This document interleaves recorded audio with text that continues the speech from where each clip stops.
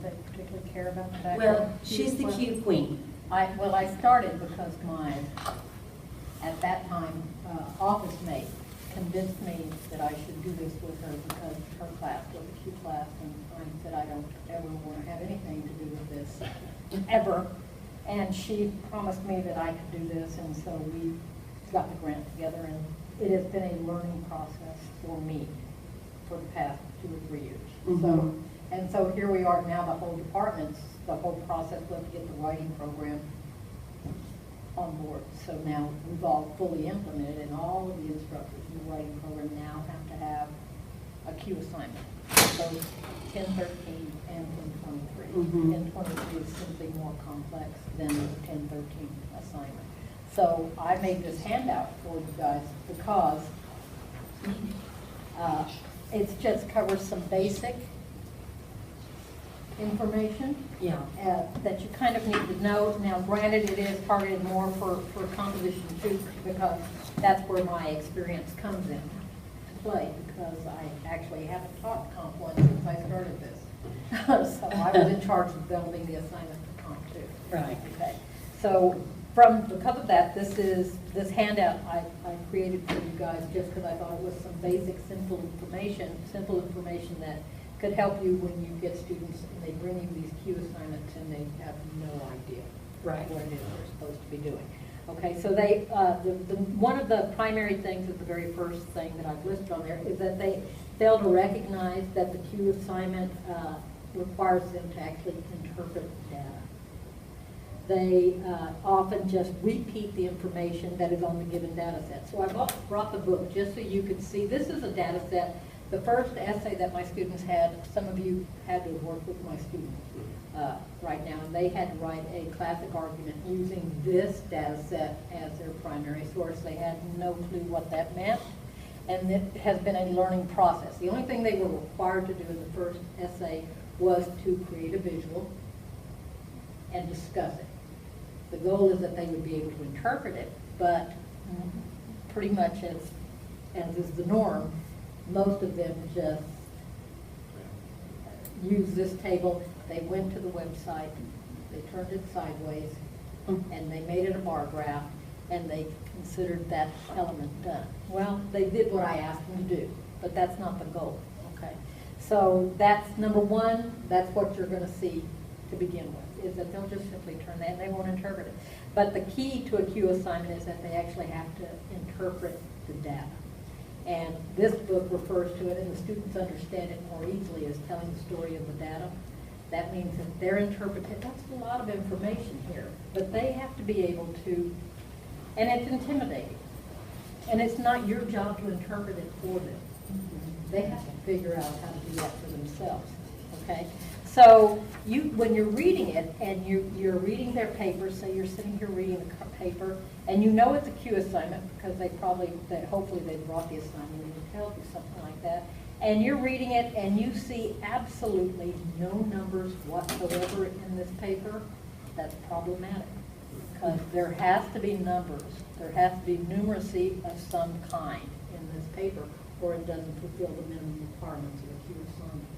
So if you're reading that and there is none, you need to kind of point that out to them. And that's why you should suggest adding brief contextual or interpretive comments, and that will help the reader that'll help the reader, me, as the instructor, see the data from the student's perspective, what the story they're trying to get at. Okay. This is a typical first essay issue. This is what I was telling you about. Here the students have a data set that shows the energy use in quadrillion BTUs. Quadrillion BTUs. Already, I don't care. Right. Right? I'm the audience. I don't care. Your job is to interpret this, so I, the audience, care. Okay, so if the reader, so their first instinct is to simply, like I said, go to the website, and they go to the government website, they find this, they push the little button on there that says change to a table or a bar graph, and they figure they're done. Okay, and then they do that. So you need to kind of, and so there's no interpretation there at all. And that's the only thing it is, dead giveaway. Okay. So you need to advise the students that their audience is probably not interested in quadrillions. You can kind of assure them that their audience is not in quadrillions unless we're up at much higher levels than we are discussing right here. Okay. And the students need to interpret the data set using only what is necessary to the story that they're trying to tell in their assignment or their argument. This whole thing is irrelevant to the argument they're trying to make. They only need to take from here what they need.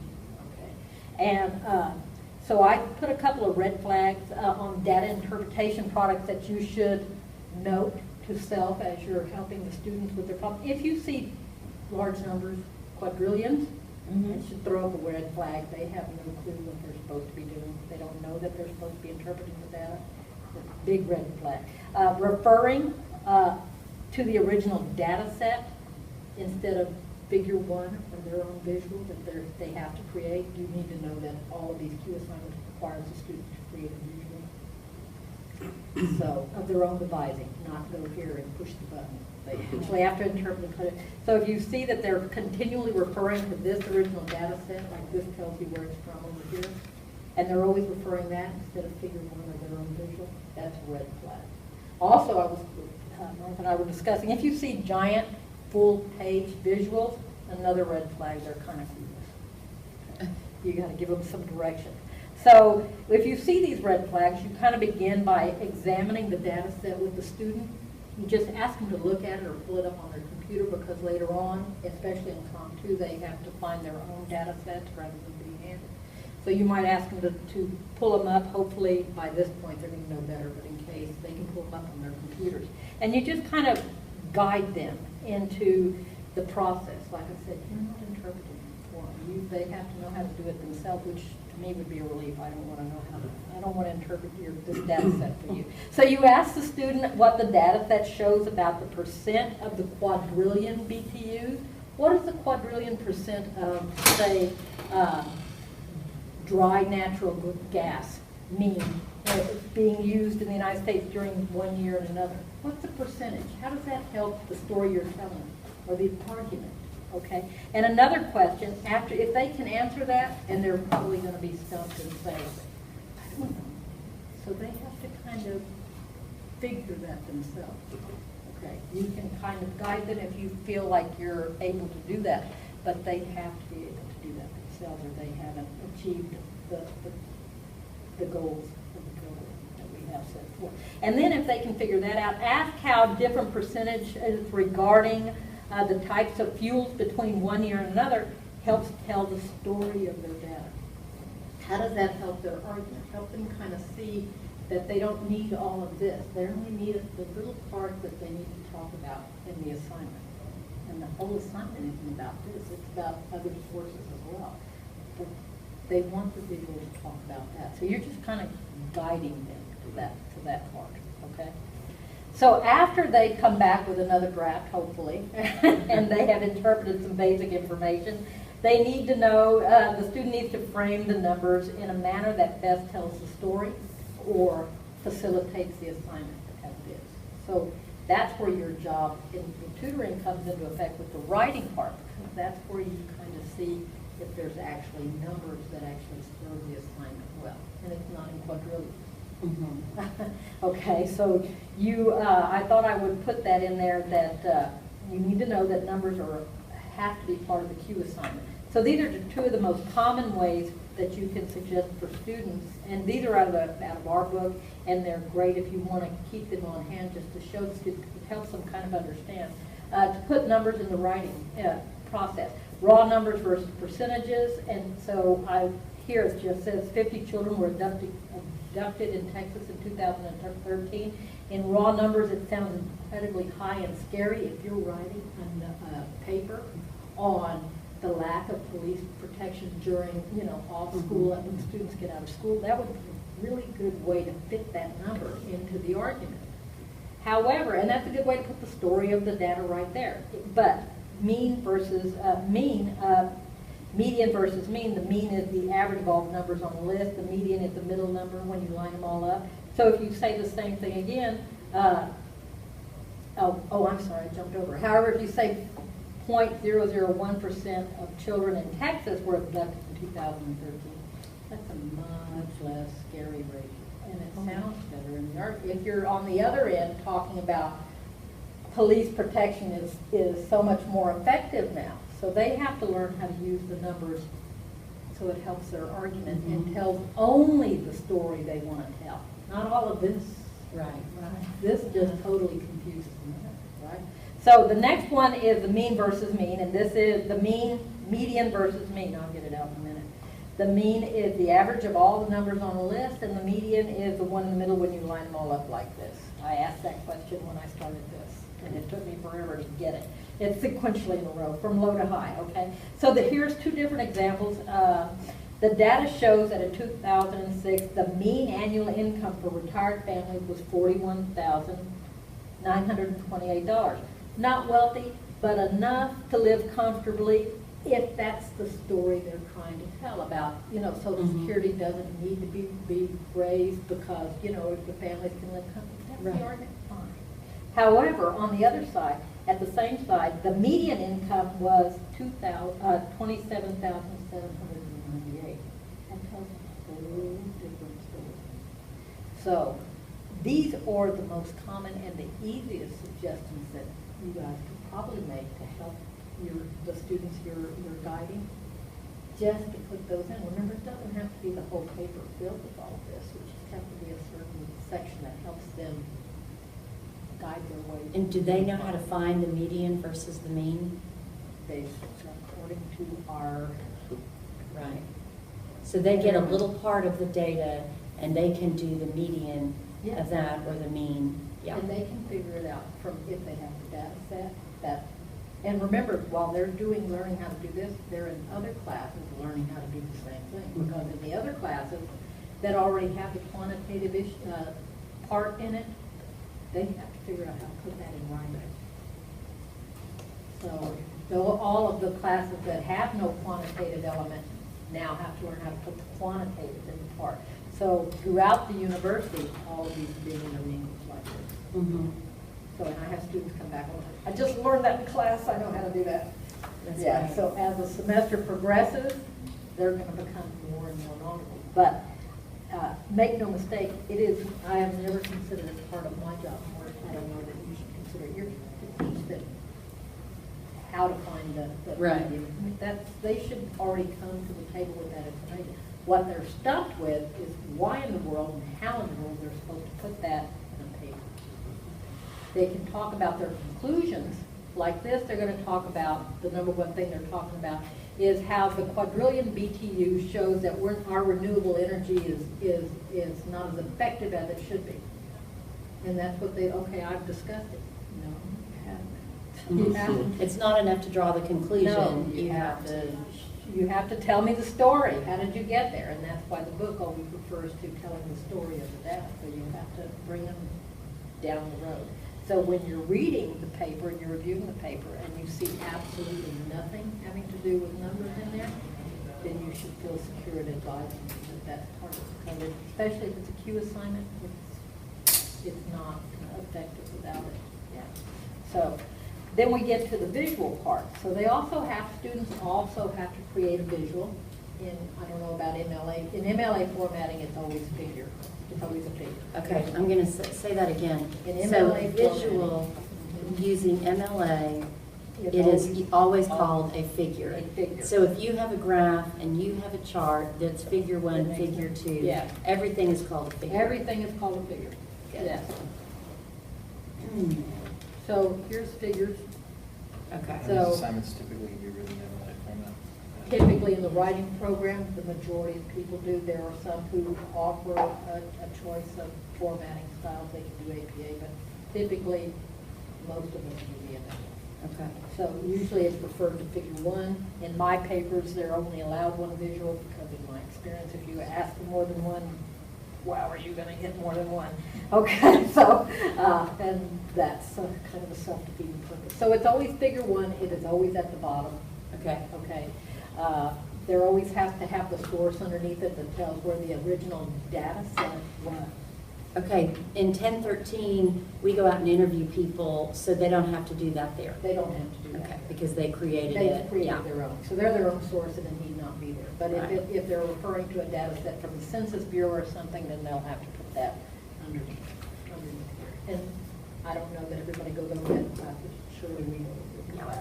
So they have to create it themselves. So yet again, if you go back up to the red flag over here, if they keep referring to the original data set, like U.S. Energy, according to the U.S. Energy table, that means they haven't interpreted anything because they can't refer to their own figures. So they have to, it should say according to figure 1.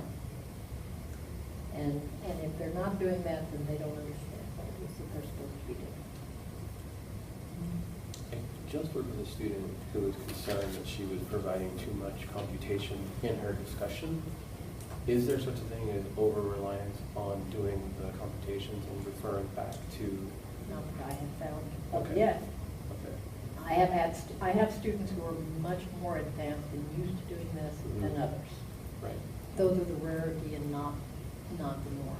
But also I have found that students do what I call data dumping, where they don't want to actually, they can't write the paper that they actually want to write because they can't use the sources that they want to use. They usually, we always have restrictions with these papers, so they try to confuse the matter with the overuse of computation and just dumping a whole bunch of data and hoping you get sick and tired of looking at it and go over to the next thing. But the students who know how to do this effectively don't do that. It's the ones that are still, if it seems excessive, it probably is. Yeah. I mean, you read enough paper, you know something's not quite right. I would just kind of go, yeah. So the visuals that the students need to create must relate to the story being told in the assignment or in the argument itself. And if it doesn't do that, then they have taken that whole data set, turned it on its side, and really interpreted absolutely nothing, okay? But the thing you need to know is that the visual has to be understandable to the audience, me, Martha, or whoever's grading it.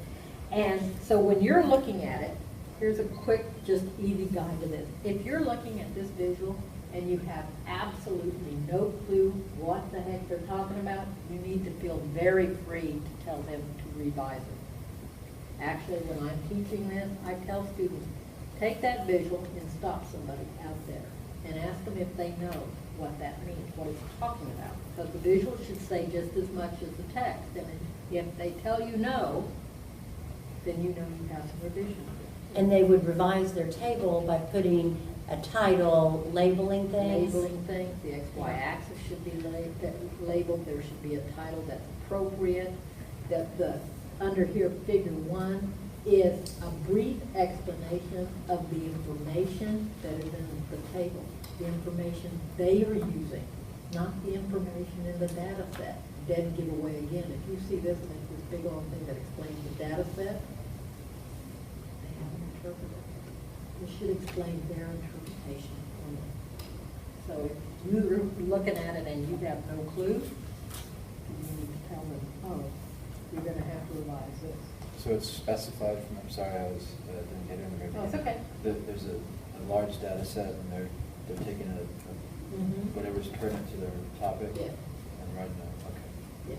So the data set, and this is a small one, but they have huge ones. What typically they try to do in their research arguments that we're getting ready to launch into here, they find huge, as you know, the Census Bureau has huge data sets. And they find small tables and they call that a data set. But that's not a data set. Somebody's already interpreted that information. A data set is where the information is yet to be interpreted, and you have to interpret it. So if it's a little too neat and too, a little package ball, they probably have not interpreted. And the whole key here is for them to be able to interpret the data. So, it doesn't have to be a lot, it just has to be evident. Most of the instructors, I don't require them to have this huge, long explanation. It just, that's not our requirement in putting, enhancing the writing program with Q. It's just so they can comfortably use it to their own advantage. And so you need to, if you don't understand what the heck it's talking about, then you need to tell them that, because I don't understand, your teacher's not going to understand. And I included on here the concept of independent redundancy. That's a strange term. Yes, it I is. just had a student who didn't know what it meant. I didn't. There are lots of students who don't know what it means. I'm sure there's lots of instructors that don't know what it It's like means. negative capability. That's why I put it right here. So the visual Mhm. should be understandable without having to read the text. And the text should be understandable without having to go to the visual to figure out what they're talking about. And the text should repeat only the most important information that the student has put in the visual that the student has created. Yes. So they don't need to go through every word, you know, and every bit of information, just picking out what's most important to their story. To their story, yes, because if you do the data dump, they're just trying to chew up, because Ms. Hall said this needs to be 4 pages, and they let me make it, but it's not effective content. Yeah. So that's, in a nutshell, that's the basics of the things you need to look for in a key assignment, because you're probably going to get quite a few students as people, now we're past the first part, people will start doing the assignments that have the Q in them now, so you may start seeing an increase in these students. I think my class is the only class that has pretty much Q in every assignment that there is. So everybody else now will have, so there's going to be, I think you can safely predict various amounts of confusion. And for 1013, we have certain requirements of what our assignments must, the skills they must have. And one is the ability to turn numbers into percentages, and I can't remember what they are. Numbers into percentages is one, create the table, a pie chart or a graph. Some of that just involves Excel. But so we want to look, when they're describing the data, we want to look to see if they're talking about percentages. Yes. It's that they've actually interpreted it. Okay, and that's one way to interpret it, is talk about percentages. If you talk about the percentages versus raw numbers, I mean, it's just Yeah. the way you see, that's why I gave you these examples. Oh, Because they're yeah. just if you can just show them what a big difference it makes Mhm. between the two. Like, Right. It's your job to do that for them. Right. Simply, if you have like this example handy, even if you just have it as, see the difference between these two things, then Mhm. they'll know the difference. In Comp 1, it's just if they get it done in whatever fashion you're asking. For 2, like you said, for Comp 2, it's a more complex process. So Comp 1 assignments, usually the class comes up with their own data. So like my class does banned words. Which of these, we come up with a list of 20, they interview 10 people each. So this is the list of the words most people want banned. So they create their own table. For 1023, usually they use data sets. You're never creating your own data really for 1023. No, they have to go, it's a step up because they have to Yeah. actually research and find the data sets themselves. Right. They actually have to find the data sets themselves. They have to do the research. They have to interpret that data set. They have to tell their own story of the data. They have to create their own visual. They also have to find an alternate interpretation of this data set. So they look at the numbers and they see this, and other people. They see multiple stories in the data, yeah. Okay, so how we can help your students and other students working on Q is, we don't have to look at the data set and pull out the information that's going to tell their story. Heaven forbid. So we just need to make sure they're doing it. They have to figure, yeah, so that's why I include those couple of questions, because if you can just kind of Right. guide them, they don't want to ask. They won't ask me, you ask questions, they don't want to be the one that doesn't know, especially because it's assumed that they already know how to do this. It is assumed. By the time they get to Comp 2, it's assumed they know how to do this.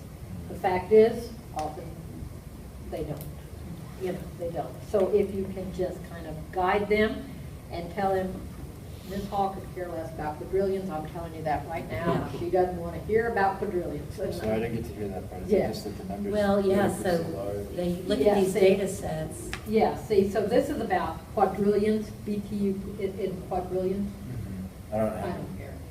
I don't care. So that's is why I have the red flags here. So if they're talking about ridiculously large numbers, they haven't interpreted anything at all. That ought to be a red flag. So you want to see percentages or something? Bring Percentages, it down, yeah. raw numbers even, the mean versus, there are other methods of this, but for the purposes here, these are the two easiest. And Mhm. actually, I think the easiest is actually the percentage. Yeah, I then, think so because it too. would save less explanation. Yeah. But I wanted to, because this is the second most common that my students use. They either use they actually use percentages most of the time, and if those that don't, then go here to the median versus mean, because often it'll help them make their argument. But most of the time, beginning right out, that they're going to use percentages. In the beginning, like this one assignment that we just finished, they didn't do percentages at all. They know they have to do that now.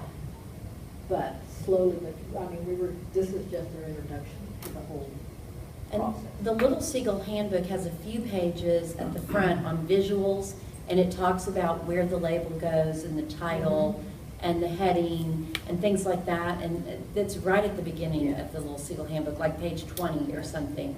And so when I'm working with Q students, I'll pull out those pages and just, show them where to find that information on labeling and bar graphs versus, And there's a versus whole pie section charts. in the writing arguments book about that, which they know about, but especially when they're writing the paper, they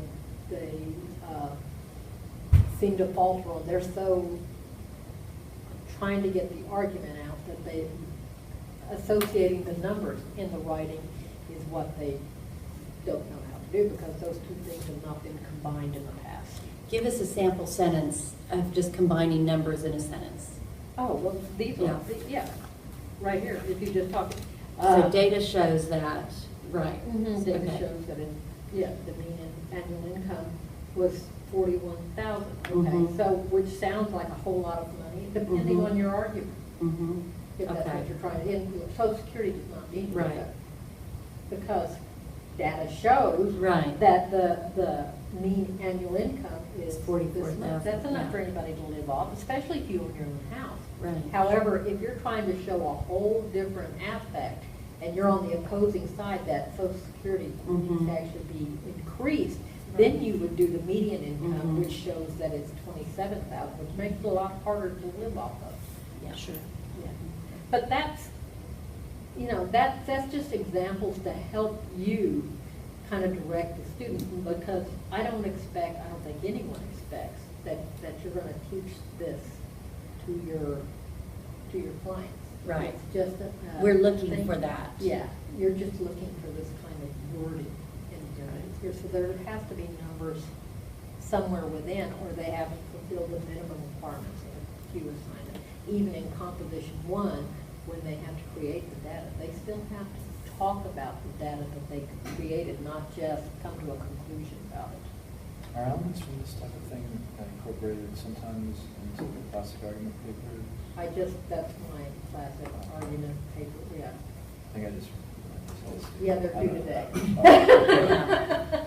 Today Yeah. they're due, so. Okay. And usually I send my assignments to Lawrence, but I Yes. didn't send this one simply because it was the first time I've run this assignment as it is, and I wanted to see what we were gonna get with this, and pretty much it as it was. Right. That, they just took this, because that's all the assignment said. Right. To take the assignment here. I didn't ask them to calculate, I didn't ask them to do any of that. They'll do that on the next one. Right. So if they just basically got it in there. As we go through the drafting process, then I tell them, because the first I collect drafts, and then I read them, I said, there's no numeracy. You haven't discussed numbers at all, you need to talk about percent change or something. Or even if it's just the quadrillions, I say, I don't care about quadrillions. But if that's all they could do, then that's acceptable, because that's what I asked them to do. It's the first one. The next one won't be Mhm. that way. Yeah. Okay, and so we can help you because in the past, when the Q element was just starting, we had 2 Q tutors. So, and then Sarah became one because she was Ms. Hall's TA for a while. But we had 2 tutors who were designated Q tutors who had like a background in data. But really, I think Nathan was one, and he's a math TA now, so he's moved on. And I can't remember who the other one was. Yeah, it was Miranda. But now, since so many classes have the Q element, I think we're all Q tutors now. Yeah. And that's why I thought it was important that you see, we're not expecting you to teach anybody. I've got a question. When it comes to numbers, I know MLA says that any number you can spell out in 1 or 2 words, spell Mhm. out.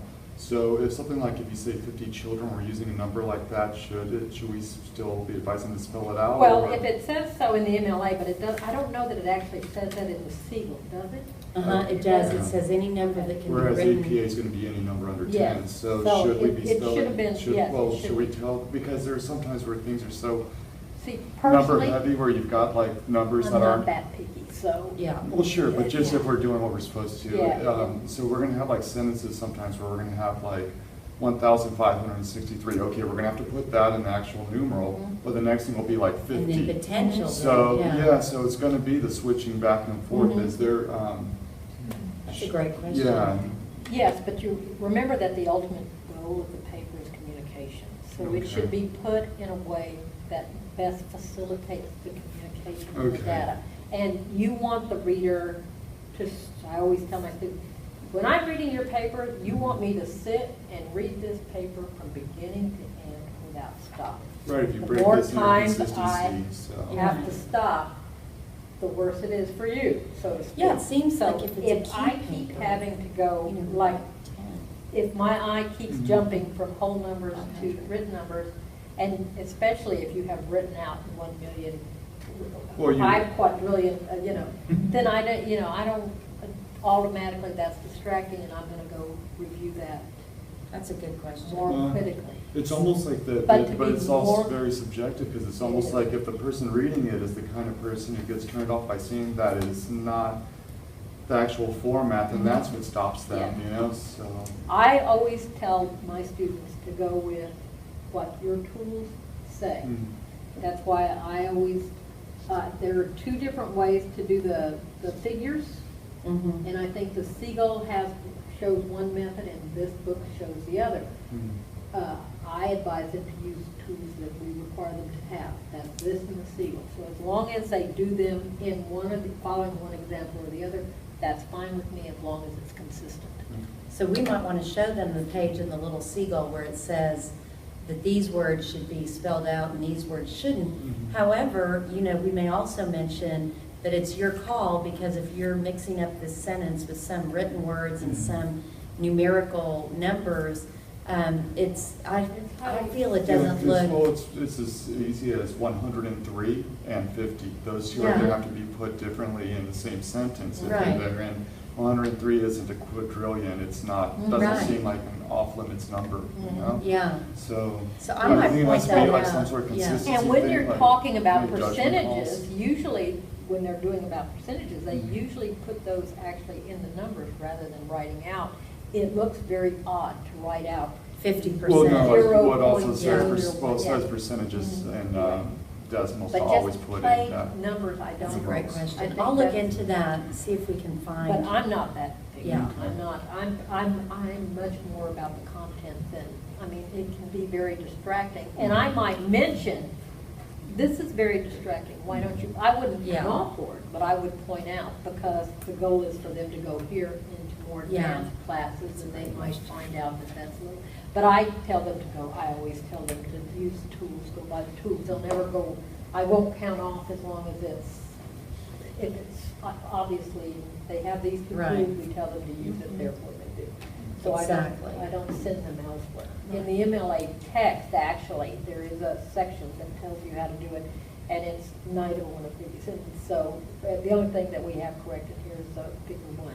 But we don't tell them to go get the MLA. Yeah, that's true. On figure 1, it's figure with the numeric 1. Yeah, I'll look into that. That's an outstanding question. it's always figure 1. And it's Is there- referred to in the paper as figure 1.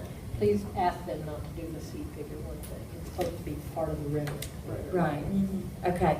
And then, okay, that's good. So you'd say it's figure 1 shows, not like see figure 1. Yeah, and according to, like I said, a red flag, if they're, Yeah. if they refer to that visual, to this, the data set instead of figure 1, automatic red flag. They have no Right. clue what the heck they don't know what they're talking about, they don't know what they're supposed to be doing.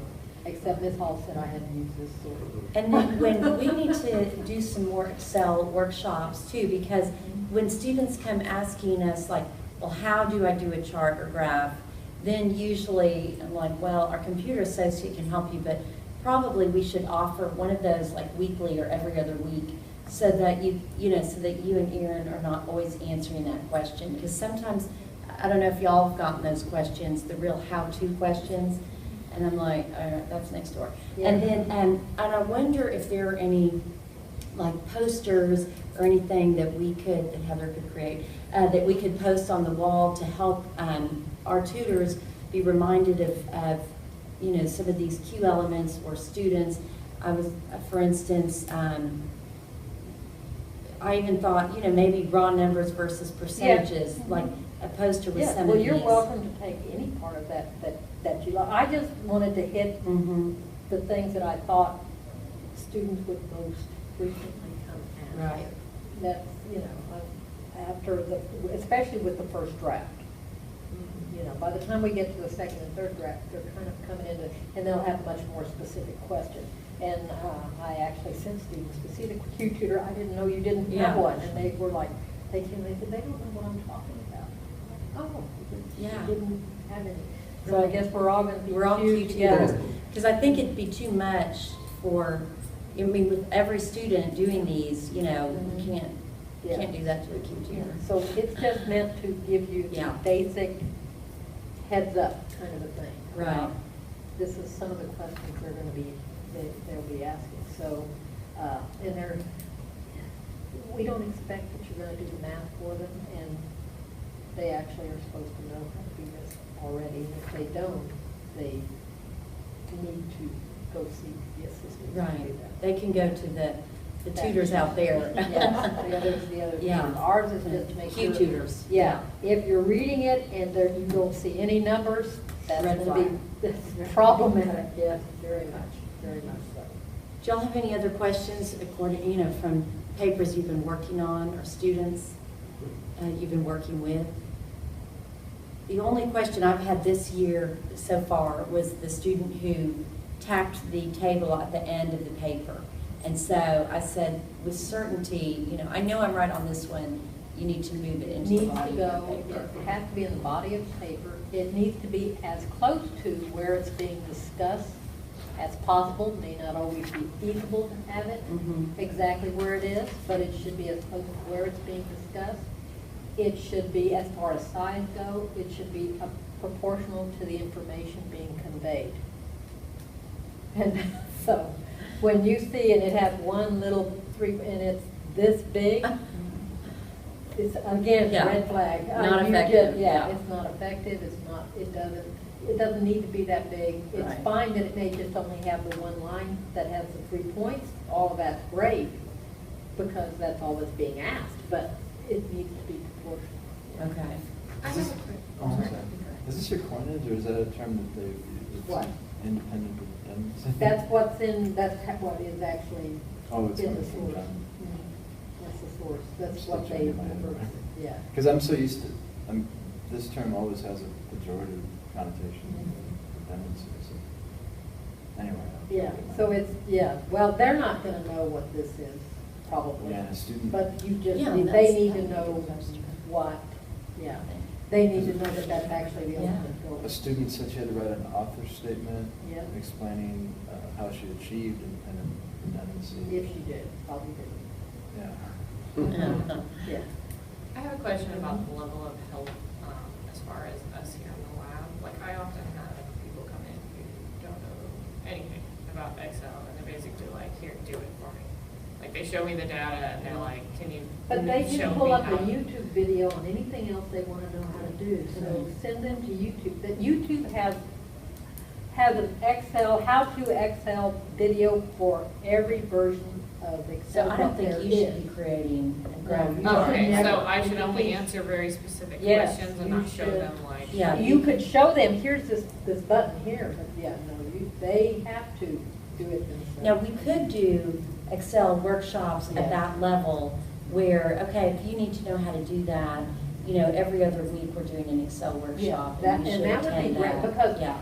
For both of these classes, for Comp 1 and Comp 2, we're not asking for high math, technical stat. We're asking for a basic, find your story in here, find a percentage, and tell me about it. For Comp 2, it's more complex because you have to you have to actually tell two stories of that.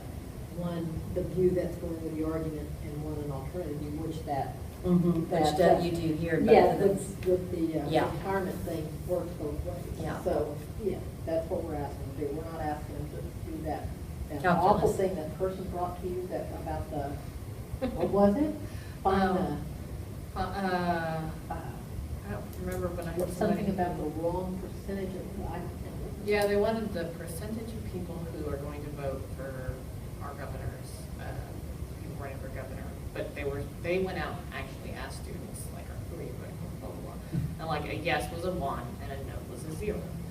And they were supposed to find the percentage of people that they asked, and then they were supposed to find the 95%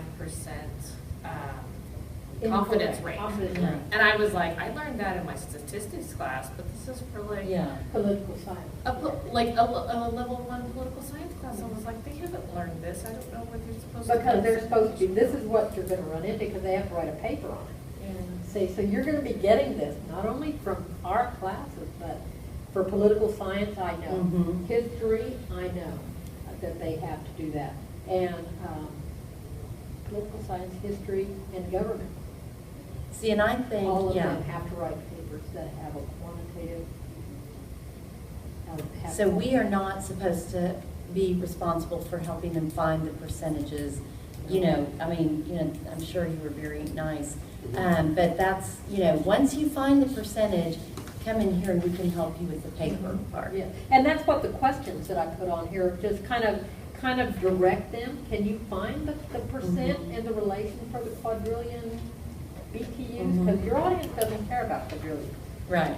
doesn't care. We don't know what that means. I don't care, I wrote, I don't care about quadrillions, I don't know how many times on this graph. Get your Because stamp. on the students that that are a little bit more advanced, I didn't have, you know, they were more ahead on their writing, we can now worry about making the Q part better. For everybody else that was just holding it together here, I'll let you slide on the quadrillions, but you can't slide next. So the more effective Yeah. they were this paper, the easier the next one's gonna go, so you'll probably be inundated on the next paper. Yeah, Okay. because that'll be the research. And the research argument that we're doing in Comp 2 is a common argument. So it's a core paper. Everybody who's teaching 1023 has to teach that particular assignment.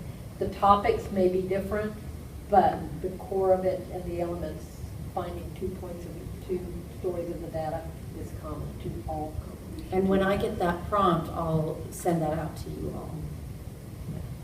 So, and then now we know Professor Hall is a great resource for us too. So if you have questions, specific questions for me to address to her, let me know and I will email her and we Yeah, can bring her and if you back. get questions consistently, like one particular question, Right. and you don't know, just, you can ask it, Yeah. and that's fine. I just, in doing this, I just thought, maybe it wouldn't seem, because it seems kind of a confounding thing. I don't know what you're talking about, when students, this is a Q paper, and I don't know what Right. I'm supposed to be doing, and you're like, I Yeah. don't know what you're supposed to be doing either. Yeah. But I do know one thing, if there's not numbers in here. That's a problem. That's Yeah. a problem. Yeah, if you've got 3 figures, And that's if a you, problem. if you have a number, that's okay, but is that number a percent, or is it in relation to what the assignment is, or is it just a number?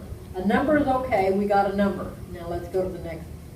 Is it a quadrillion? Because then we got more work to do, you know, so it's kind of a phasing in thing that you gotta look. Can you talk about the way that this, I'm a little rusty on the, and all of them probably didn't have to do, I didn't have to do much of the Q. ethos, pathos. Mhm.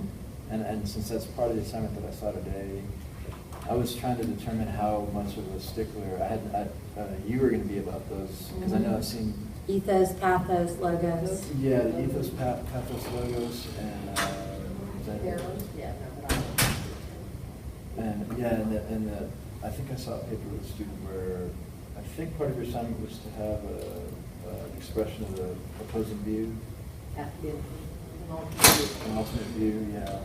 And, but, In, how does the Q part and the quantitative part, how do you incorporate, I mean, in this assignment that we just got through doing, it was not, it was not in there. There always has to be an alternate view or there's not an argument. Okay, if otherwise it's just you have an A sequence. You know, that's what it is, if there's not an alternate view. In the Q assignment that you guys have coming towards you, okay, that is, the alternate view means you're telling two stories of the data. okay, There that's is the the next. primary view that you're using to help make your argument, like And here, then- and then there's an alternate view. Some say this, but really Mhm. this, yeah. Yeah, there has to be an alternate view that also uses numbers. And that's for the composition 2 classes, not the comp 1 class. So the comp 2 classes gets more complex. And the vast majority of students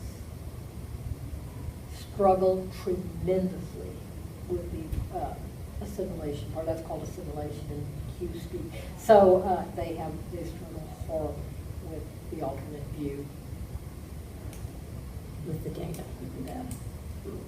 Because they figure they're doing really good to get the data in the first place. Yeah. Now, I found this story, now you want me to find a story that says the opposite? Well, it doesn't have to say the opposite, it can just say a different perspective, as with the mean and the mean. In order to refute, in order to acknowledge the Right. opposing perspectives, Mhm. I understand that this is the opposing view, Mhm. yeah. Okay, well, we're going to be kicked out of here with Ms. Oh, yeah. Ingham Yeah, very Berger's nice. class. My Thank students- you so No much. That was a problem. big I help. hope that helped. And it helped a lot. It did And, help. yeah, it helped a We'll lot. reach out if there's Yeah. any further clarification. Please do, I hope it helps. I really Thank do. you very So- much. And